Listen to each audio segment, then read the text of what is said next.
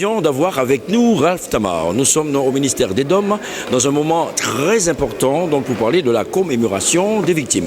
Alors Ralph, dis-nous ta présence, pourquoi est-ce que finalement que tu fais partie de ceux qui, une pierre posée donc pour l'édifice, c'est une manière justement de commémorer donc ce jour? Bien sûr, il est d'une extrême importance de commémorer la mémoire des victimes, bien sûr. Et puis, nous, notre symbolique à nous, c'est de transmettre ce qu'ils nous ont laissé, la musique de notre pays. Il ne faut jamais oublier, il faut s'appuyer sur quelque chose. Un peuple sans fondement, sans passé, c'est un peuple qui n'existe pas. Voilà. Donc il faut jouer, il faut honorer nos parents, il faut penser à eux. C'est au quotidien, c'est pas bon. Il y a un jour particulier pour ça, tant mieux, mais c'est au quotidien. Et j'entends par le quotidien passer le message en permanence, sans jamais flancher.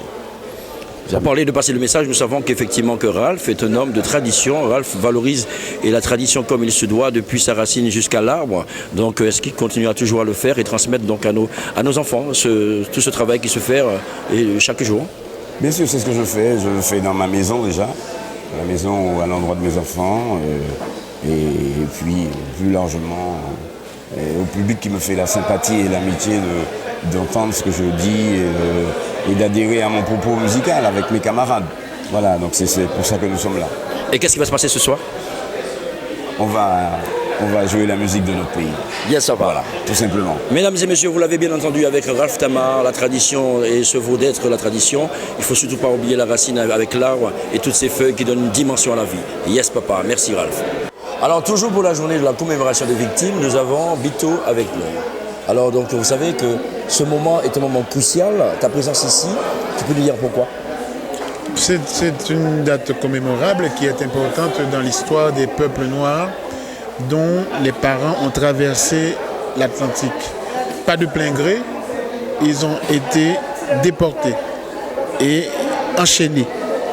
Et c'est important pour nous d'en parler. C'est une thérapie de tous les peuples de la Caraïbe et tous les peuples qui ont vécu, et dont les parents, les aïeux ont été victimes de l'esclavage.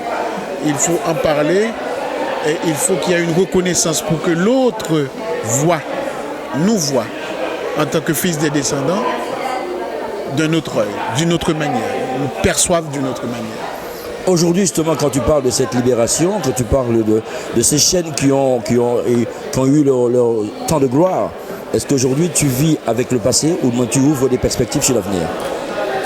On n'oublie pas son passé parce que ça nous permet de ne pas récidiver.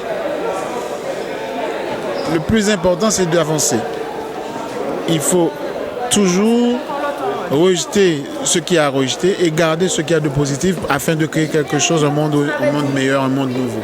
Et je pense que c'est ce que nous faisons. Nous avons compris qu'il faut avancer, mais il ne faut pas laisser... Il faut rien oublier. Il ne faut pas oublier son passé. Quand on oublie son passé, on ne peut pas avancer dans le futur. Quand on parle justement de...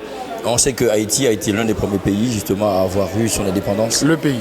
Voilà, l'un des premiers, c'est le premier pays. Voilà, le premier pays qui a eu donc son indépendance. Noir. Aujourd'hui, justement, je pense que pour toi, c'est capital, c'est important le fait d'être là aussi pour valoriser cette commémoration. Mais c'est justement pour ça que je suis là.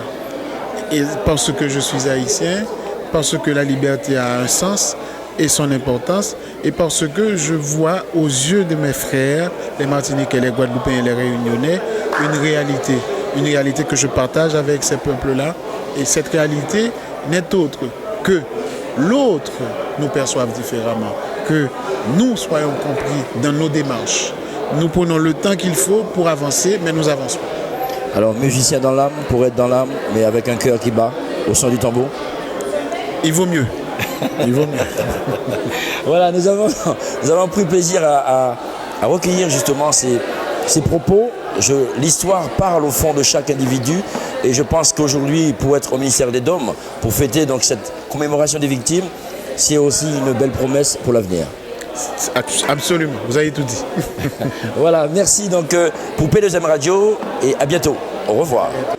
Alors, toujours au ministère des Dômes, mesdames et messieurs, nous sommes en compagnie de La Pocabrite, chichir. Yes, papa. Voilà, des dessins prix qui ne se présentent plus. Vous savez que les dessins prix a réveillé le son du tambour, la racine du tambour.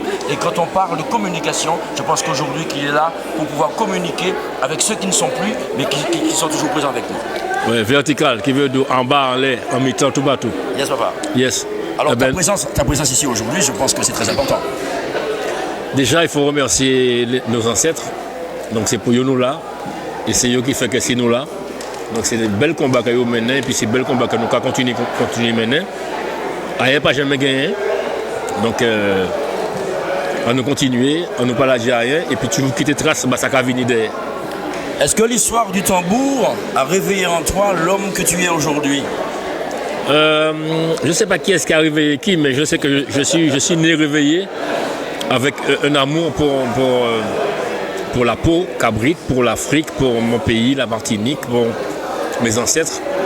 Et je suis né avec la tradition avec moi. Une tradition née et puis moi. Alors, ce slogan, justement, la peau cabrite, c'est parce que c'est cabrita, nous pas pour faire. C'est-à-dire que le slogan, c'est parce que je suis un dermatologue. Comment quand on travaille sur la peau, donc je suis un dermatologue, quand on travaille occuper de la peau, qui veut dire la peau cabrite, peau, dermato-peau. Alors, donc, tout à l'heure, on a une belle prestation là. Avec la grâce, nous avons essayé de faire ça, démontre seulement, mais bon, quand on est plusieurs artistes, donc ça va bien. Ben, moi, pareil, Mesdames et messieurs, j'entends, il paraît la peau cabrite, dermatologue. Alors, finalement, nous finissons par savoir ce que c'est que la peau cabrite, le dermatologue des dessins pris, mesdames et messieurs, pour la peau cabrite. Oui, et puis nous avons Jérémy aussi, pas moi seulement. Nous avons tous les musiciens. Nous avons Jérémy parce que des fois, nous avons venir au spectacle là. Mais on ne sait pas qui ça fait Bamouna. Ou pas réfugié, mais réfugié.